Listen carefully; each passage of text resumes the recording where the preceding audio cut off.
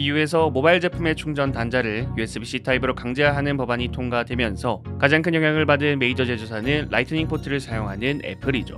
영향이 큰 제조사답게 애플은 과거 BBC와의 인터뷰를 통해서 한 가지 유형의 충전 케이블만 강제하는 엄격한 규제는 혁신을 억누르고 소비자들에게 피해를 주며 2년간의 전환 기간은 기존 장비의 판매를 막을 수 있어 업계에 큰 손해가 될 것이라고 언급했습니다.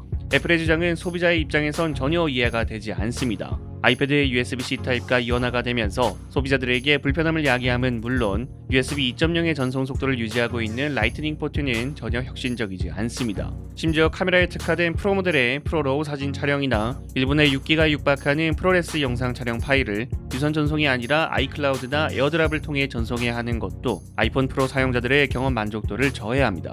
썬더볼트 개발에 애플도 참여한 것을 생각하면 더욱 어이가 없죠. 애플이 지금까지 아이폰에 USB-C 타입을 적용하지 않은 이유는 서드파티 액세서리에 MFI 라이센스를 주면서 생기는 수익 때문으로 추정됩니다. 어찌됐든 이제 법으로 강제되기 때문에 아이폰에도 USB-C 포트가 적용되는 것은 시간 문제인 가운데 아이폰에 USB-C 타입을 탑재하는 것에 대해 애플이 공식적으로 동의했습니다. 애플의 소프트웨어 엔지니어링 수석 부사장 크레이그 페더리기와 월드와이드 마케팅 담당 수석 부사장 그렉 조스위악은 월스트리트 저널에서 개최한 테크라이브 이벤트에 참여했습니다. 아이패드 OS에 계산기 앱이 없는 이유와 안드로이드의 아이메시지 등 여러 주제에 대해서 이야기를 나눴는데 그중 사람들의 이목을 집중시킨 이야기 주제는 아이폰의 USB-C 타입에 대한 언급이었습니다. 이번 이벤트에서 그렉 조스위악은 애플은 소비자 전자기기 전반에 걸쳐 표준화된 충전기를 의무화하기로 한 이유의 결정을 존중하며 우리도 준수해야 한다라고 언급했습니다. 충전기 규격 강제화는 혁신을 저해한다고 말하던 이전 애플의 입장과는 전혀 반대되는 언급입니다. 이제 아이폰에 C타입이 적용되는 것 자체는 공식화가 되었습니다.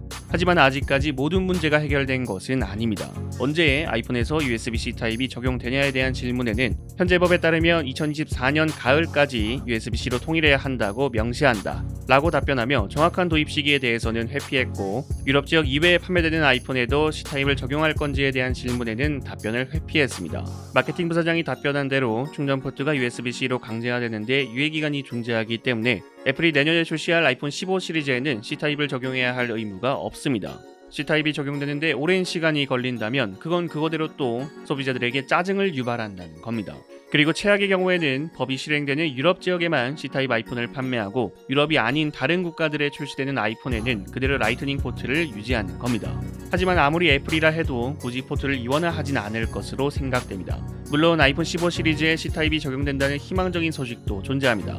우리로서는 제발 빨리 도입이 되길 바라는 것밖에 없습니다. 추가적으로 왜 아이패드에 계산기 앱이 없냐는 질문에는 앱스토어에 좋은 서드파티 앱들이 많다며 그걸 쓰면 된다는 답변을 했고 안드로이드용 아이메시지 앱이 왜 없냐는 질문에는 다른 플랫폼에서 충분하지 못한 앱을 만든다면 우리 고객을 위한 메시지에서 혁신하고자 했던 방식에 방해가 되고 많은 것을 성취하지 못했을 것이라고 답변했습니다. 과연 아이폰의 C타입은 언제쯤 탑재가 될지 제발 내년이 됐으면 좋겠는데 걱정 반 기대 반입니다. 여러분들이 생각하시는 아이폰 C타입에 대해서 댓글을 남겨주시면 감사드리겠습니다. 시청해주셔서 감사합니다. 지금까지 알디였습니다.